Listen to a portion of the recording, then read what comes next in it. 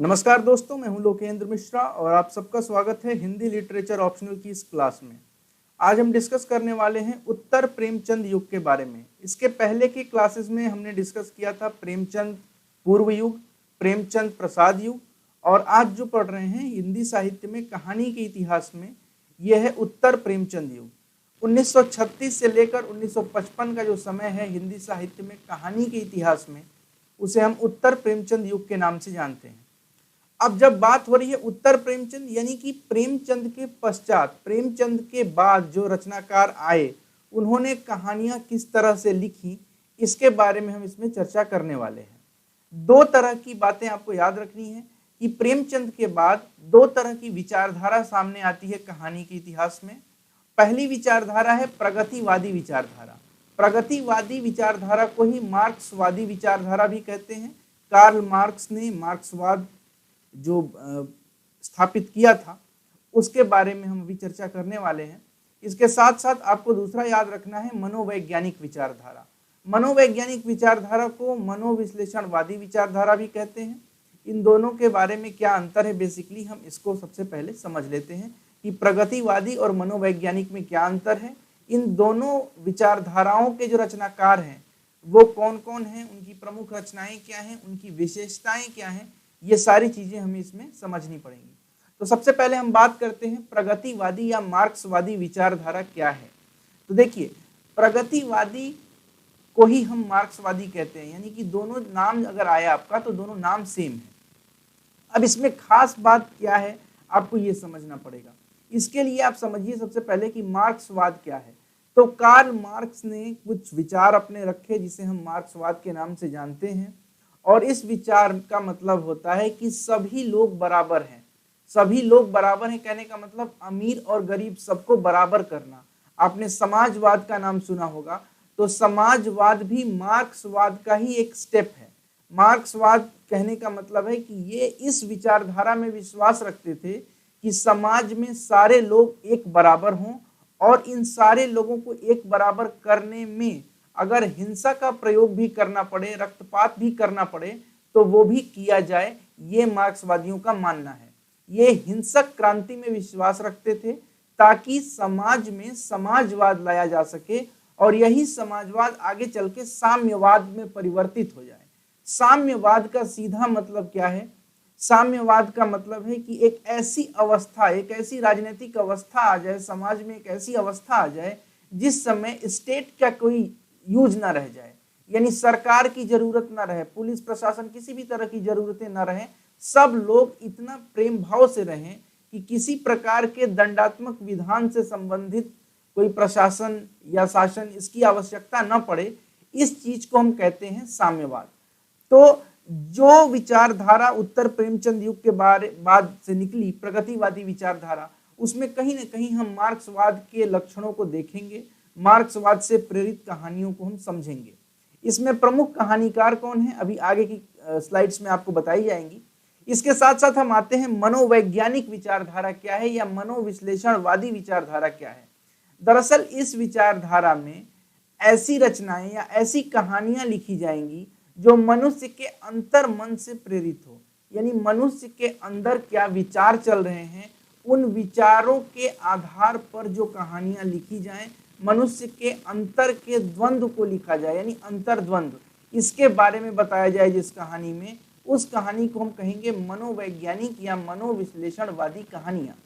इन कहानियों में आपको ज्यादा घटनाएं देखने को नहीं मिलेंगी।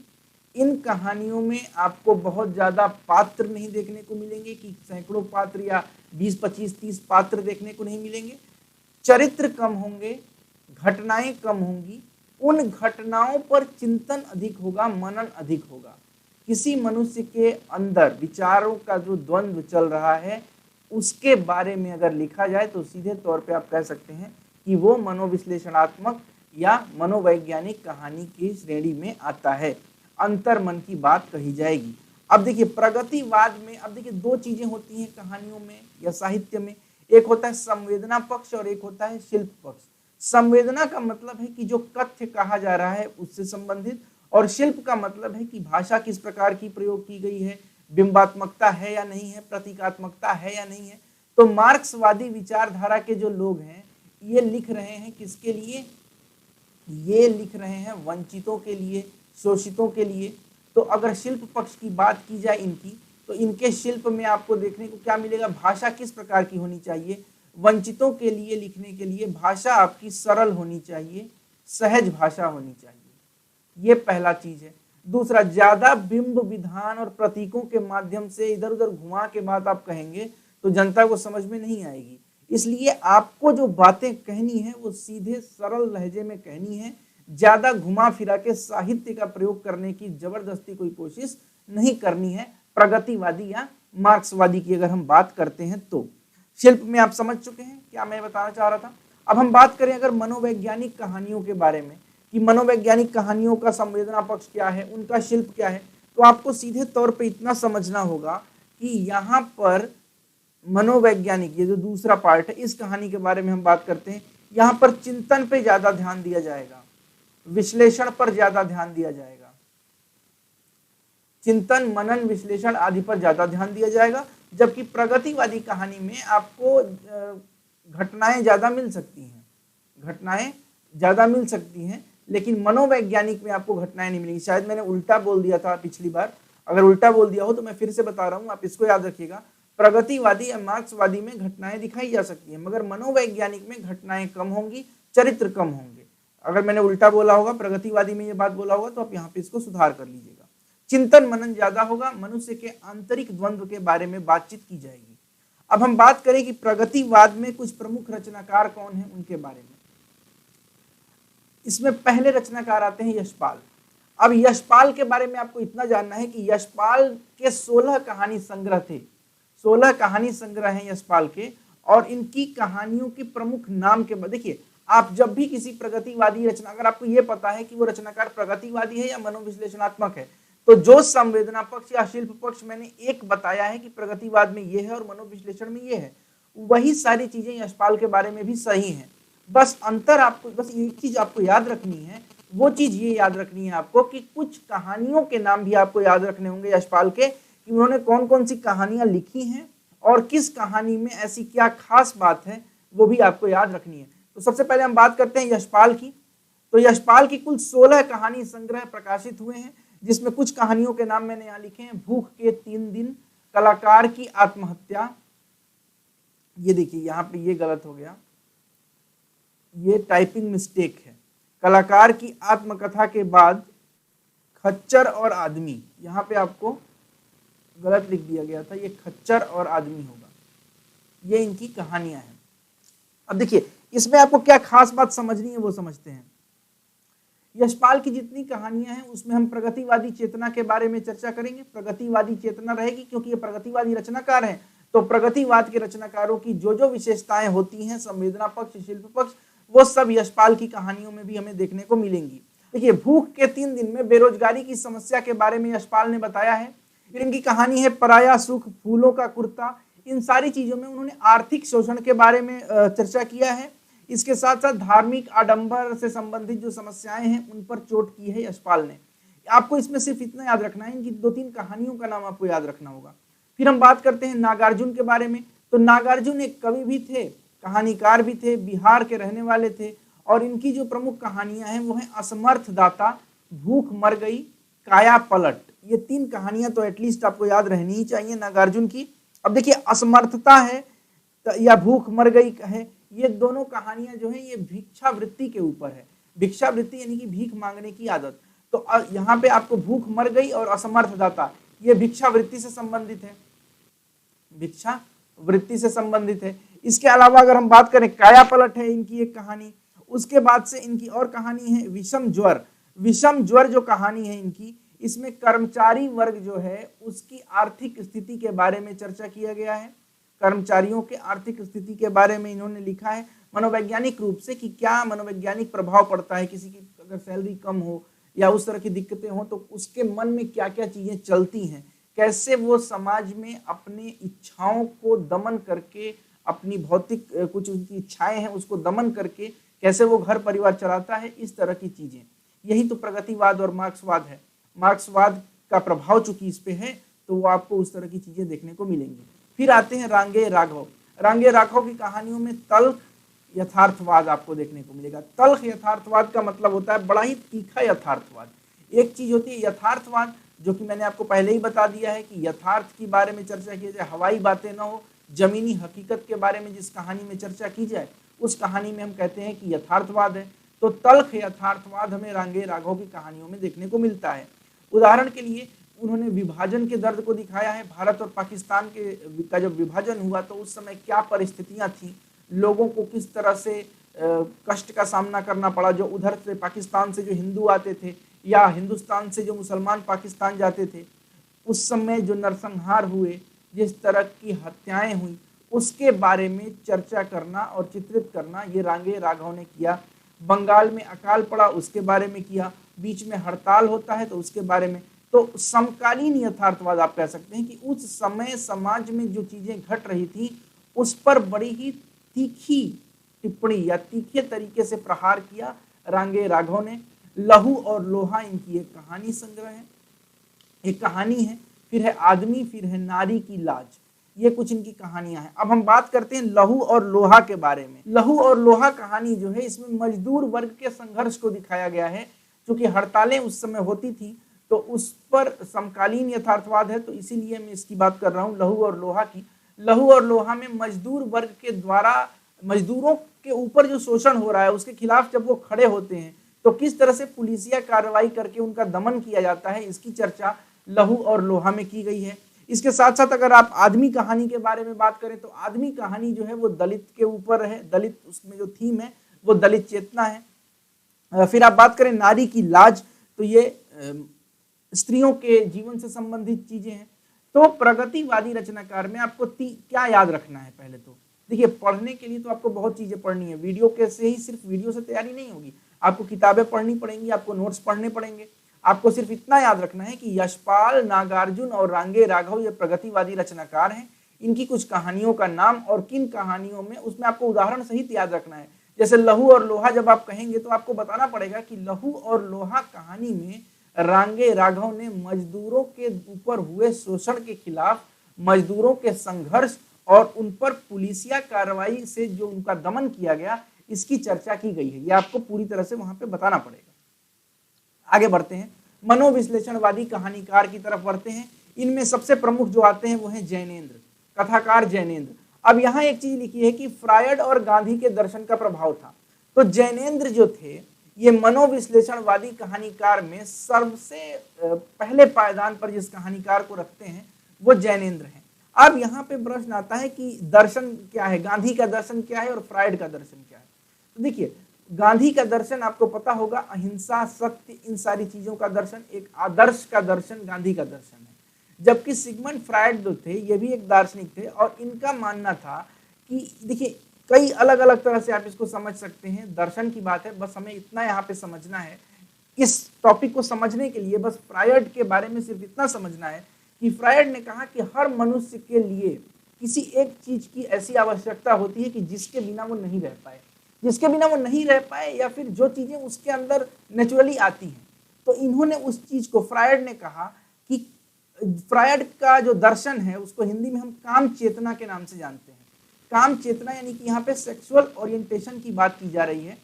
तो फ्रायड ने कहा कि इसके बिना या फिर ये जो चीज है ये नेचुरल चीज है, काम चेतना जो है ये नेचुरल चीज है। तो चूंकि काम चेतना फ्रायड के द्वारा दिया गया दर्शन का एक आप कह सकते हैं पिलर है, वैसे ही महात्मा गांधी का दर्शन सत्य और अहिंसा का दर्शन है।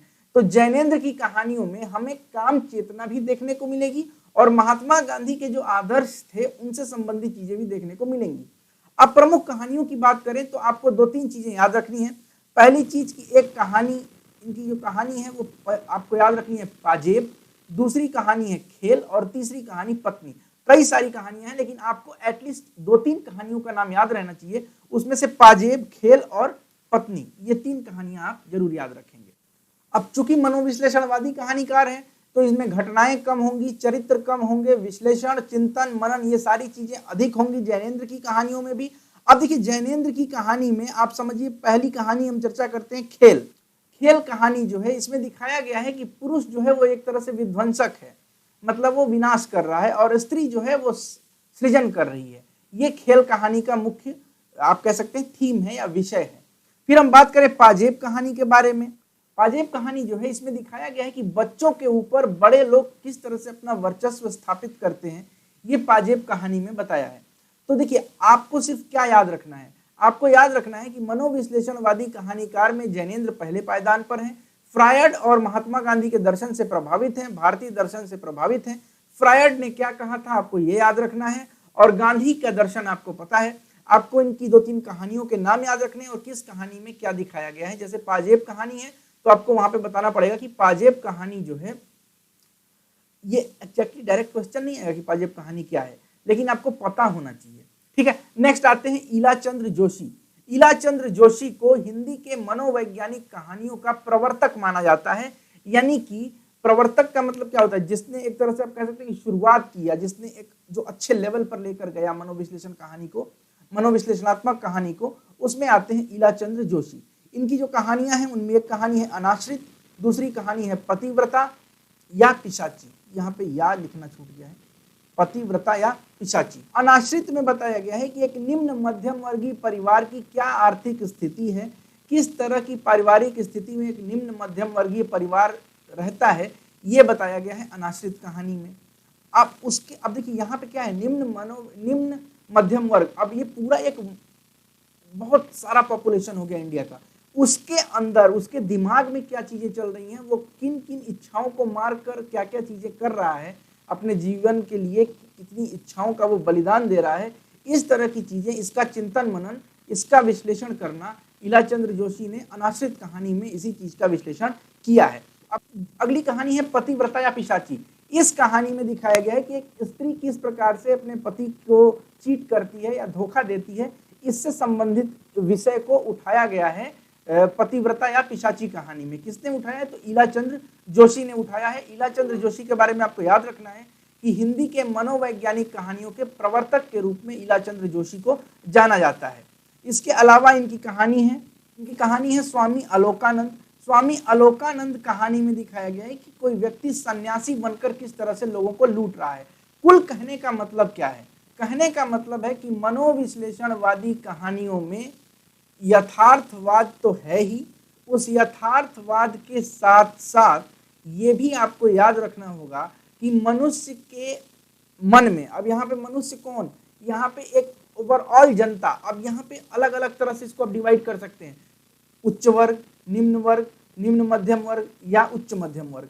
इन सारे के सभी लोगों के मन में कुछ ना कुछ अंतर्द्वंद चलता होगा। स्त्री के मन में कुछ और अंतर्द्वंद है, मजदूर के मन में कुछ और है, जो मिल में काम कर रहे हैं वर्कर्स, उनके मन में कुछ और है। तो इन सारे लोगों के मन में क्या अंतर्द्वंद चल रहा है, उसको विषय बनाकर कहानी लिखना मनोविश्लेषणवादी कहानीकारों के का प्रमुख आप कह सकते हैं मूल स्तर है। अब हम बात करें अज्ञेय के बारे में। अज्ञेय, देखिए अज्ञेय का पूरा नाम आपको पता होगा, सच्चिदानंद हीरानंद वात्स्यायन अज्ञेय। अज्ञेय की जो कहानियां हैं वो सूक्ष्म विश्लेषणात्मक और वैचारिक परिपक्वता को दिखाती हैं। मतलब विचार जो अज्ञेय की कहानियों में आपको मिलेंगे वो एक परिपक्व विचार होगा, आपको लगेगा कि किसी तरह से ये इमैच्योर चीजें नहीं है। अब देखिए अगली बात यहाँ पे पॉइंट लिखिए, व्यक्ति अंतर्मन की खोज अज्ञेय की कहानियों का मूल स्वर है। किसी व्यक्ति के अंतर्मन की खोज, ये अज्ञेय की कहानियों का मूल स्वर है। यानी कि अज्ञेय यदि मजदूर के ऊपर कोई कहानी लिखते हैं तो मजदूर के अंतर्मन में क्या चल रहा है उससे संबंधित चीज उस कहानी में मिलेगी। स्त्री विमर्श लिख रहे हैं, स्त्री के ऊपर कोई कहानी लिखा है उन्होंने, तो स्त्री के जीवन में मन में क्या चल रहा है वो होगा। यदि उन्होंने किसी पुरुष के बारे में लिखा है तो पुरुष के अंतर्मन में जो चीजें चल रही हैं वो होगा। कहानी का अंत आदर्श नहीं होगा, जैसे कि कहानियों में दिखा दिया जाता है कि जैसे प्रेमचंद की शुरुआती कहानियों की बात करें तो हर कहानी में जो खलनायक होता था वो अंत में उसका हृदय परिवर्तन हो जाता था और वो अच्छा बन जाता था। बॉलीवुड फिल्मों में भी ऐसा बहुत सारी पुरानी फिल्मों में आपने देखा होगा। तो कहानी का अंत अगर आदर्श नहीं है तो ये भी अज्ञेय की कहानी की एक विशेषता है। बिंबात्मकता और प्रतीकात्मकता तो होगी ही अज्ञेय की कहानी में, कथात्मकता न होकर मानसिक सत्य का होना, याद रखिएगा। इसमें ज्यादा कथात्मकता नहीं होगी, मतलब ज्यादा कथ्य नहीं होंगे, ज्यादा कहानी, ऐसा नहीं है कि एक घटना हो रही है फिर अचानक से दूसरी घटना हो रही है तीसरी घटना हो रही है, इस तरह की चीज आपको देखने को नहीं मिलेगी, बल्कि आपको मानसिक सत्य के बारे में पता चलेगा। मानसिक सत्य का मतलब वही हो गया अंतर्मन की बात। एक ही बात को मैं बार बार बोल रहा हूं, कारण इसका ये है कि मनोविश्लेषणवादी कहानीकार जितने भी हैं सबकी लगभग स्थिति सेम है, लगभग वो वही चीजें लिखेंगे जो एक ओवरऑल तीनों लोग लिख रहे हैं। अज्ञेय हो गए, जैनेन्द्र हो गए और इलाचंद्र जोशी हो गए। इन लोगों की कहानियों के बारे में मैंने आपको बताया। तो अज्ञेय की कहानियों में ये सारी चीजें थी। अज्ञेय की कहानी में एक खास बात और देखने को मिलती है, वो है फ्लैशबैक। फ्लैशबैक यानी कि हिंदी में इसको कहते हैं पूर्व दीप्ति। मतलब कि कहानी, अभी कोई एक पात्र है, वो पात्र वर्तमान में जी रहा है, अचानक से उसे अपने पिछले समय में, भूतकाल में उसके साथ जो घटनाएं हो याद आए। जैसे कि जो पहले मैंने आपको पढ़ाया है वीडियो हिंदी कहानी का इतिहास और हिंदी की पहली कहानी, उसमें जब आप पढ़ेंगे तो लहना सिंह वाली जो कहानी है उसने कहा था, उस कहानी में हिंदी में सबसे पहले फ्लैशबैक का प्रयोग किया गया था। उसके बाद से फिर अज्ञेय ने किया और तमाम सारे लोगों ने किया। अज्ञेय की कहानियों को देखते हुए हम ये भी कह सकते हैं कि अज्ञेय की कहानियों के साथ साथ ही नई कहानी की शुरुआत हो जाती है। अब नई कहानी क्या है ये हम अगले वीडियो में देखेंगे। तब तक के लिए आपको सिर्फ मैं 2 मिनट के अंदर पूरे इस वीडियो का सार बताना चाहता हूं कि क्या हमने पढ़ा है। हमने ये देखा कि उत्तर प्रेमचंद युग में 2 भागों में विचारधाराएं बढ़ती हैं। एक विचारधारा है प्रगतिवादी या मार्क्सवादी विचारधारा, दूसरी विचारधारा है मनोविश्लेषणवादी विचारधारा। प्रगतिवादी विचारधारा के जो रचनाकार हैं उनका संवेदना पक्ष इतना है कि उसमें कहानियां होंगी, कथ्य होंगे और चिंतन मनन ज्यादा नहीं होगा, जबकि मनोविश्लेषण वाले में चिंतन मनन पे ज्यादा ध्यान होगा, मनुष्य के अंतर जगत के बारे में चर्चा होगी, जबकि प्रगतिवादी या मार्क्सवादी में बाहरी जगत के बारे में होगी। अब बाहरी जगत क्या है ऐसे समझिए, एक मजदूर है तो मजदूर कुछ दुख झेल रहा है फिजिकल स्तर पे, यानी कि भौतिक रूप से उसका शोषण हो रहा है, उसके हाथ कट गए, उसको सैलरी नहीं दी गई, ये सारी चीजें जो हो रही हैं, या उससे ज्यादा काम कराया जा रहा है, उसको खाने को नहीं दिया जा रहा है, ये सारी चीजें भौतिकवाद हो गई।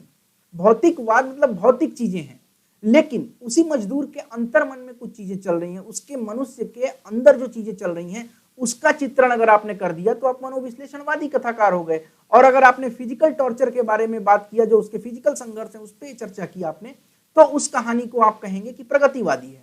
ठीक इतना ही अंतर है।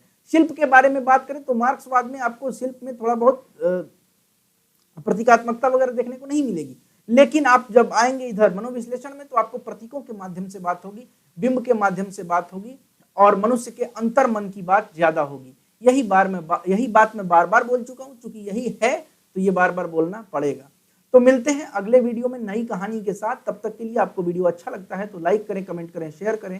चैनल को सब्सक्राइब नहीं किया है तो सब्सक्राइब कर लें और बेल आइकन जरूर प्रेस करें। और नीचे डिस्क्रिप्शन में हमारे टेलीग्राम चैनल का लिंक है, उससे भी जरूर जुड़ें। उस पर आपको सारे नोटिफिकेशंस और जानकारियां दी जाएंगी। बहुत बहुत धन्यवाद आप सबका। Thank you so much.